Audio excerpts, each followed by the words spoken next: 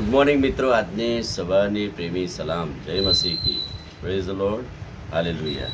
આપણે ઘેટા બકરાની કેવી રીતે સંભાળ લેવામાં આવતી હતી એ જોતા આવ્યા છીએ. એક ટોળામાં વાડામાં એમને રાખવામાં આવે, એમની પૂરતી સંભાળ લેવામાં આવે અને એમને માટે ચારો પૂરો પાડવામાં આવે. એટલે કે એમને ટોળા બંધ બહાર લઈ જવાને ચરાવવા, પણ એથી વિશેષ વાડામાં રહીને પણ એમને ચારો આપવામાં આવતો હતો, ચારો પૂરો પાડવામાં આવતો હતો. અને શાંત પાણીની પાસે એમને દોરી જાય, એટલે જ્યાં શાંત તળાવ કે સારું પાણી હોય ચોખ્ખું, એવી જગ્યાએ એમને લઈ જાય અને એમને પાણી આપવામાં આવતું હતું.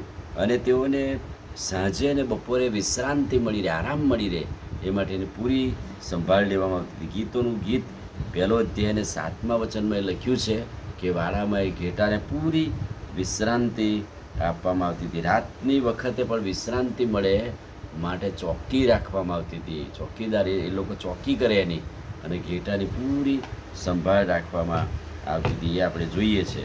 અને એટલા માટે ઉત્તમ ઘેટા પાળક એટલે કે ભરવાડ જે એમને દોરે છે એ ઘણી બધી વાર પોતાનો જીવ પણ આપી દે પોતાના ઘેટાને સારું. આપણે ગીતશાસ્ત્ર 23 ને યોહાનની સુવાર્તા 10મો અધ્યાય અને બધામાં ઘેટા પાળકની જે વાત આપણે જોઈએ છે એમાં આ જ વાત લખેલી છે કે ઘેટા એમની પાછળ જાય છે અને ભરવાડ કે ઘેટા પાળક એમને સારું જીવ પણ આપી દે છે. એટલે કે એમની પૂરેપૂરી સંભાળ રાખવા માટે ઉત્તમ ઘેટા પાળક પોતાના ઘેટાને સારું જીવ પણ આપી દે છે. ગીતોનું ગીત 4થો અધ્યાય અને 2જું વચન, વર્ષમાં એકવાર એમના વાળ કાતરવામાં આવતા હતા, એટલે કે એમને ક્લીન કરવામાં આવતા હતા, ચોખ્ખા કરવામાં આવતા હતા. અને વર્ષમાં એકવાર કહે છે કે એ વાળ ઉતરાવવાની ને પછી એ વાળના ઊન બનાવવાનું ને પછી એનો પણ ધંધો રોજગાર થાય, એટલા માટે વર્ષમાં એકવાર એમને સાફ કરવામાં આવે કે ક્લીન કરવામાં આવે, ધોવામાં આવે, નવડાવવામાં આવે અને એમના વાળ કાતરવાની પણ ક્રિયા હતી. પુનઃનિયમ 5મો અધ્યાય 19મું વચન કહે છે કે એ લોકોને અલગ રાખવામાં આવતા હતા. પ્રથમ અર્પણ તરીકે જે પુષ્ટ સારા હોય એમને ઈશ્વરના મહિમાને માટે અલગ રાખવામાં આવતા હતા. એ યહોવાને સારું પ્રથમ જનિત છે અને એ રીતે એમને આપવામાં આવતા હતા.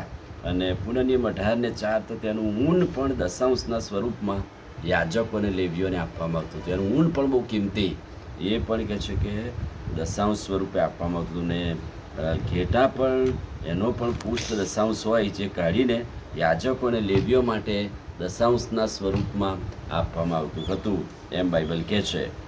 ઘેટાઓને ભેટ તરીકે પણ આપવામાં આવે. કોઈ યજમાન આપણા ત્યાં આવે, મહેમાન આવે તો એમને ભેટ સોગાદો આપવાની ક્રિયા, પ્રસંગોમાં એમને ભેટ સોગાદો આપ્યું હોય તો ઉત્તમ ઘેટું, સરસ પુષ્ટ ઘેટું હોય એ આપવામાં આવતું હતું. 2 શમુએલ 7:29, દાઉદને સારું ભેટ લાવવામાં આવીને કેટલાક ઘેટા એને આપવામાં આવ્યા.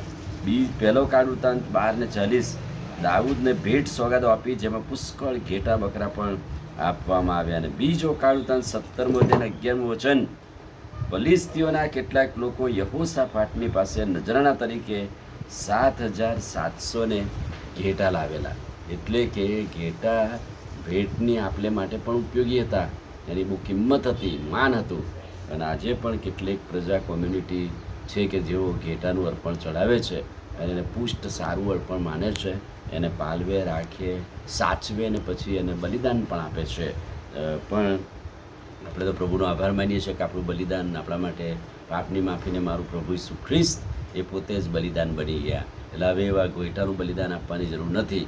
પણ ઉત્તમ ઘેટા પાળક અને ઘેટાની જે વાત છે એ આપણને બહુ જ ઉપદેશ આપતી એવી વાત છે. એટલા માટે પ્રભુનો આભાર માનતા, પ્રભુના નામને ધન્યવાદ આપતા આપણે આપણા ઉત્તમ ઘેટા પાળક પ્રભુ ઈસુ ખ્રિસ્તની પાછળ ચાલનારા, એના વાડામાં રહેનારા વિશ્વાસુ ઘેટા છીએ. આમીન. પ્રાર્થના કરી. વહાલા પ્રભુ, આજે સવારે તમારી દયા, ભલાઈ, કૃપા માટે અમે આભાર માનીએ છીએ. ઉત્તમ શ્રેષ્ઠ દિવસની ભેટ માટે આભાર. અને એથી વિશેષ આજે સવારે ઉત્તમ વચન તમે આપ્યું, વચનના પ્રકાશમાં અમને દોર્યા માટે આભાર. પ્રાર્થના પ્રભુ ઈસુના નામમાં કરીએ છીએ, સાંભળો અને માન્ય કરો. આમીન. God bless you.